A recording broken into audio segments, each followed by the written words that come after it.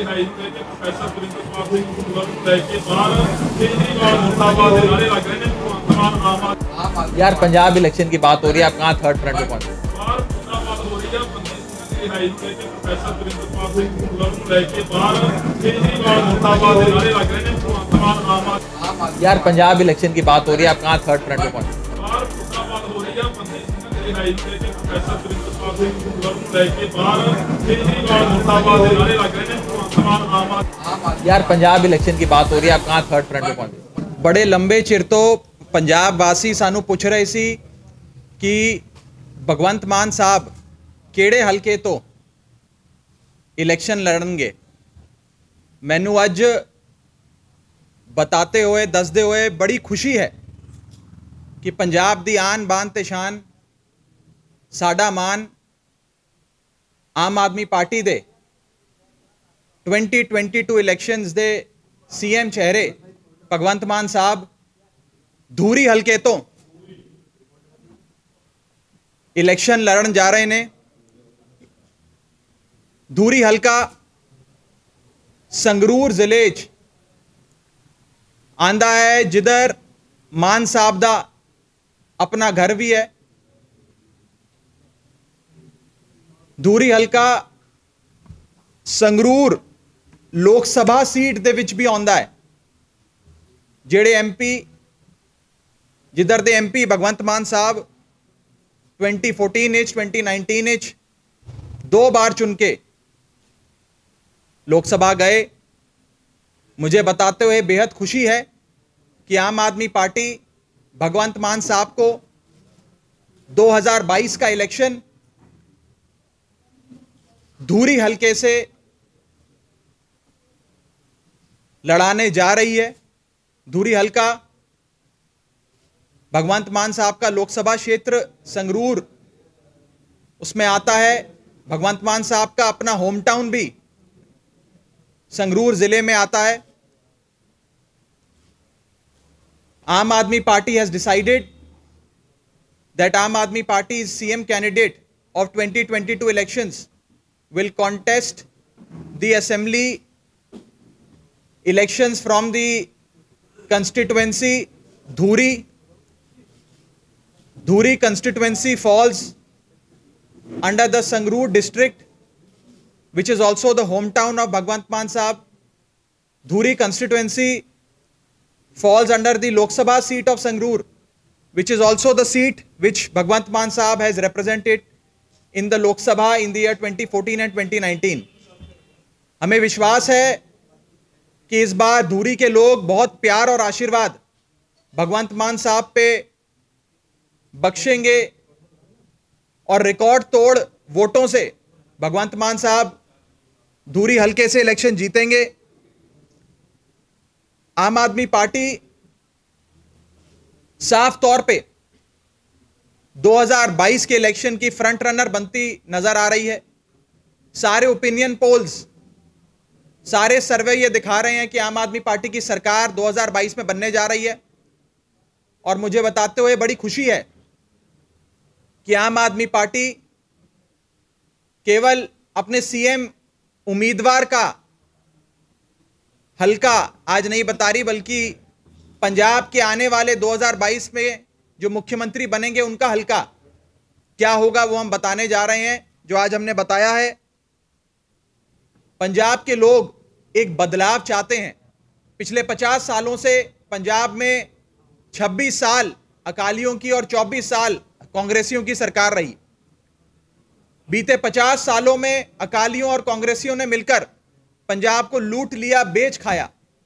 अब पूरा पंजाब एक आवाज में कह रहा है कि एक मौका केजरीवाल नू, एक मौका आम आदमी पार्टी नू। पंजाब बदलाव की ओर आगे बढ़ रहा है। अरविंद केजरीवाल जी की पार्टी, अरविंद केजरीवाल जी का मॉडल ऑफ गवर्नेंस को पंजाब के लोग एक मौका देना चाहते हैं। भगवंत मान साहब को एक मौका देना चाहते हैं। और मुझे पूरा विश्वास है कि 2022 के इलेक्शन में आम आदमी पार्टी मजबूती से अपनी सरकार बनाएगी और हम सबके प्यारे, हम सबके लाडले भगवंत मान साहब पंजाब के मानयोग मुख्यमंत्री बनेंगे। धूरी हलके से रिकॉर्ड तोड़ वोटों से मान साहब जीतेंगे और आम आदमी पार्टी की सरकार, अरविंद केजरीवाल जी की सरकार पंजाब में बनेगी। कोई सवाल हो तो आप पूछ सकते हैं।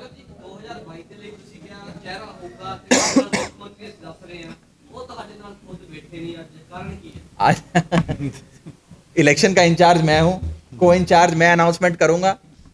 मान साहब पूरे पंजाब में घूम घूम कर कैंपेन कर रहे हैं, लोगों के बीच जा रहे हैं।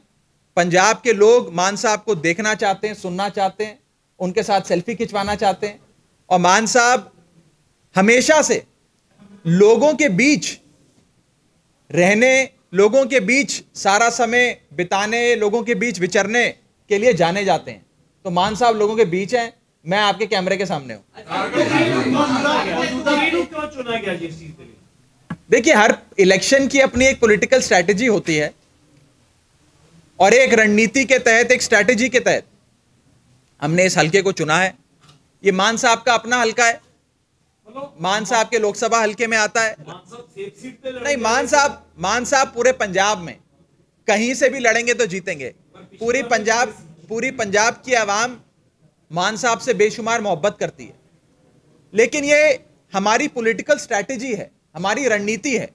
हम नहीं चाहते कि मान साहब को हम एक सीट पे लिमिट कर दें, उनकी सारी एनर्जी, सारे समय उनका एक सीट पे जाए। मान साहब पूरे पंजाब भर में कैंपेन करेंगे, माझे में करेंगे, द्वाबे में करेंगे, मालवे में करेंगे। तो मान साहब एक पैन पंजाब लीडर हैं और आम आदमी पार्टी उनके समय का बड़े सोच समझ के इस्तेमाल करना चाहती है।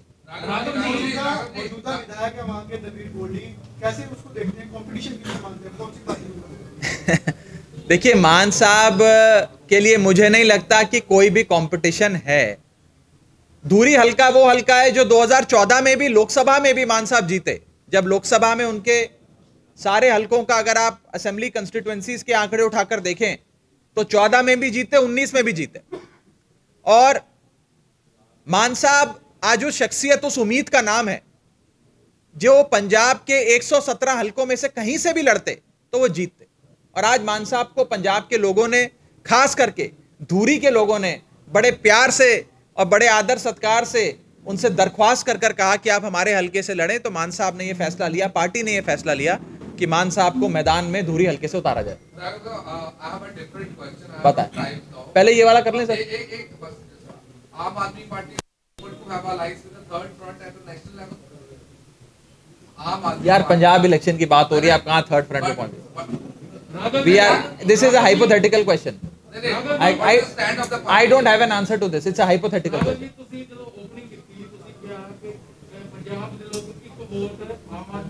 एक वोट केजरीवाल नो, वो भी है, वो तो है ही, वो तो चेहरा है हमारे इलेक्शन। मान साहब तो हमारे इलेक्शन का चेहरा है, पर पंजाब के एक एक इंसान के दिल में बसते हैं अरविंद केजरीवाल। पंजाब के लोग अरविंद केजरीवाल से बेशुमार मोहब्बत करते हैं। आज पंजाब में अरविंद केजरीवाल और भगवंत मान की ये जो जोड़ी है, ये 1 और 1 2 नहीं, 1 और 1 11 साबित होगी। इसीलिए पंजाब के लोग जहां जाते हैं, मैं अपनी बात नहीं कर रहा, मैं अपनी जबान नहीं कह रहा, लोगों के बीच जाकर आप सुनिए, लोग कहते हैं एक मौका केजरीवाल को, एक मौका भगवंत मान को, एक मौका झाड़ू को, एक मौका आम आदमी पार्टी को। और 2015 से 2021 तक 6 साल आम आदमी पार्टी ने जो एक Kejriwal model of governance Delhi में दिखाया है, जिसके बारे में पंजाब के लोग जानते हैं, आज उस मॉडल को लोग देखना चाहते हैं, समझना चाहते हैं, परतना चाहते हैं। इसीलिए मैं कहता हूं, पंजाब के लोग कह रहे हैं एक मौका केजरीवाल को, एक मौका झाड़ू को, एक मौका आम आदमी पार्टी।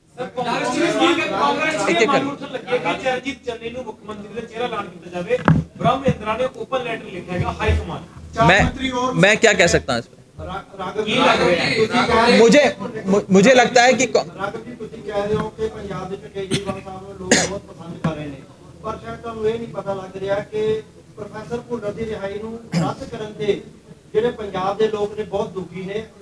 उस पर अलग से आपसे बात करेंगे, जवाब देंगे उस पर, अभी देंगे।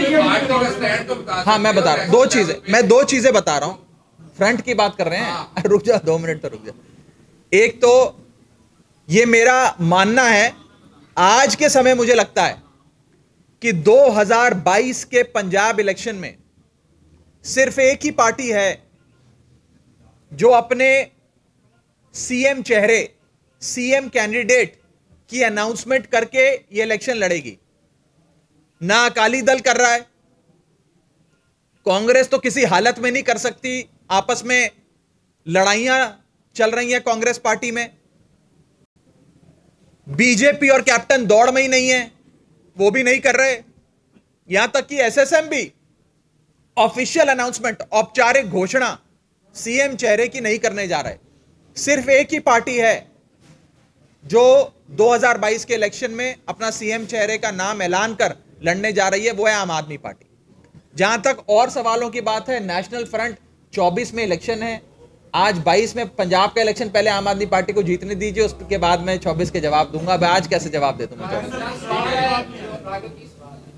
पिछलियां चोणां दे विच संजय सिंह ते दुर्गेश पाठक आई सी दिल्ली ਤੋਂ ਜਿਹੜੇ ਕੋਡੀਆਂ ਕਰ ਰਹੀ ਸੀ ਸਾਨੂੰ ਇਲੈਕਸ਼ਨ। ਇਸ ਵਾਰ ਤੁਹਾਡੀ ਜ਼ਿੰਮੇਵਾਰੀ, ਉਹਨਾਂ ਦੇ ਉੱਤੇ ਇਲਜ਼ਾਮ ਲੱਗੇ ਸੀ ਬੜੇ।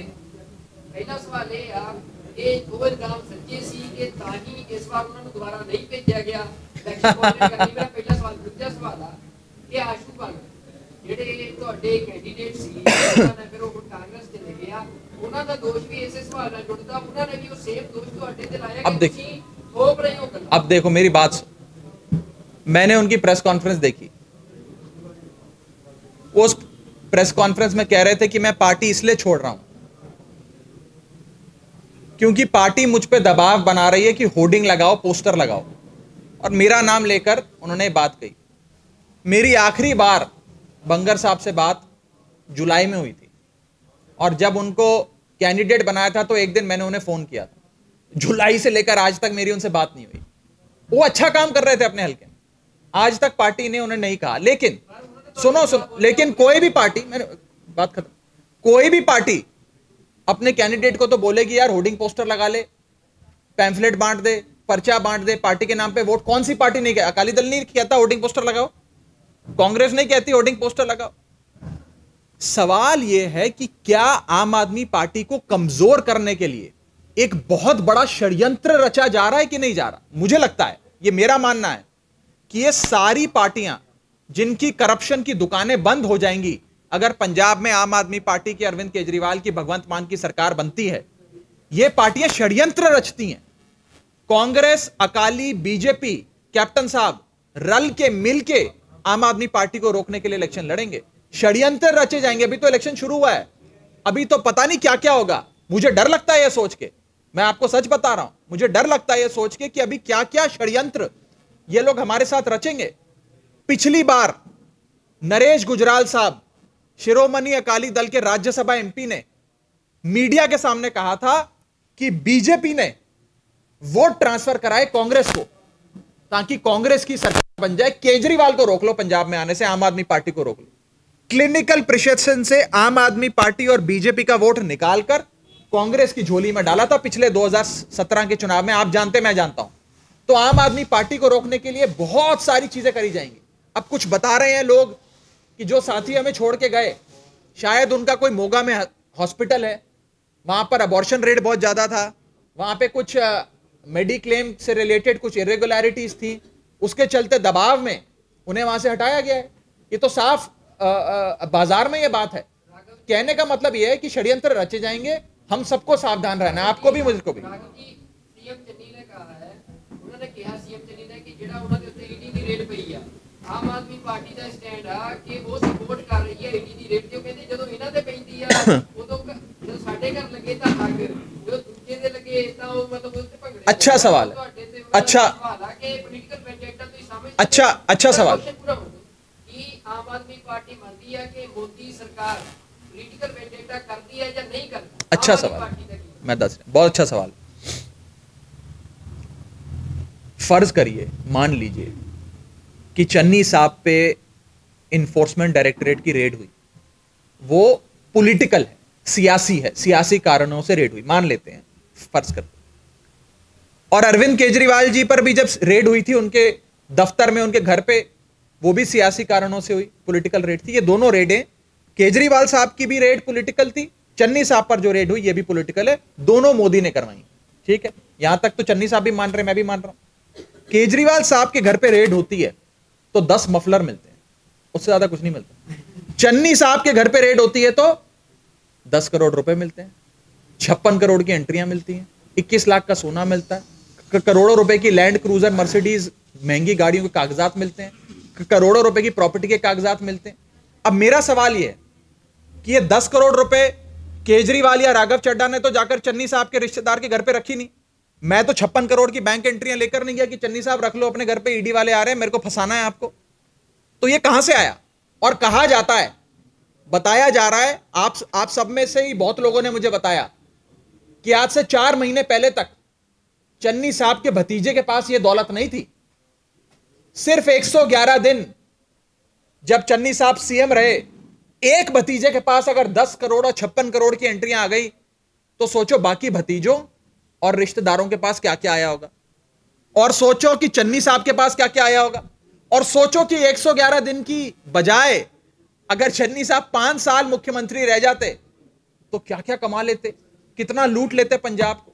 चन्नी साहब ने बादलों को और कैप्टन साहब को सबको पीछे छोड़ दिया, बड़ी लंबी लकीर खींची, कमाल कर दिया, इतना पैसा कमाया। उसका जवाब अलग से अभी देंगे, अभी थोड़ी देर में। 130 करोड़ रुपए करतार सिंह जी घरों मिले, जेडे के लास्ट ਤੁਹਾਡੇ कहां मिला?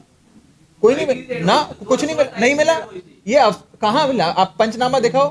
सीधे तौर पे कांग्रेस फोटो दिखा रही है, कोई ऐसी दिखा रही है, कोई फर्जी कुछ भी चला देती है कांग्रेस। कहां मिला, क्या मिला? कुछ भी चला रहे। और मैं साफ आपको बता दूं, कांग्रेस पार्टी आज एक्सपोज हो गई है। चन्नी साहब कहते थे मैं आम आदमी हूं, गरीब घर से आता हूं, ये लोग मुझ पे हमले करते हैं क्योंकि मैं गरीब हूं।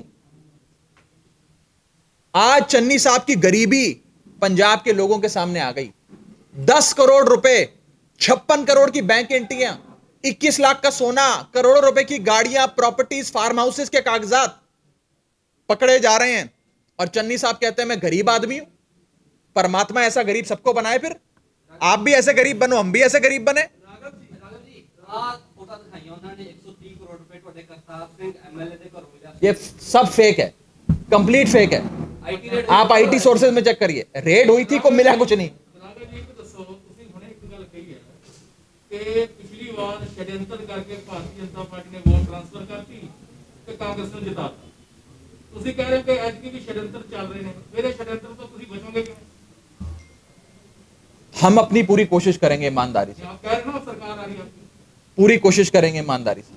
और मेरा यह विश्वास है कि पंजाब के लोग इस बार आगाह हैं, अवेयर हैं, समझ गए हैं कि पिछली बार षड्यंत्र में सिर्फ आम आदमी पार्टी नहीं फंसी थी, इस चक्रव्यूह में पंजाब के लोग भी फंसे थे। इस बार पंजाब के लोग भी समझ गए हैं, जानते हैं कि ये लोग हमें रोकने के लिए किसी भी हद तक जाएंगे।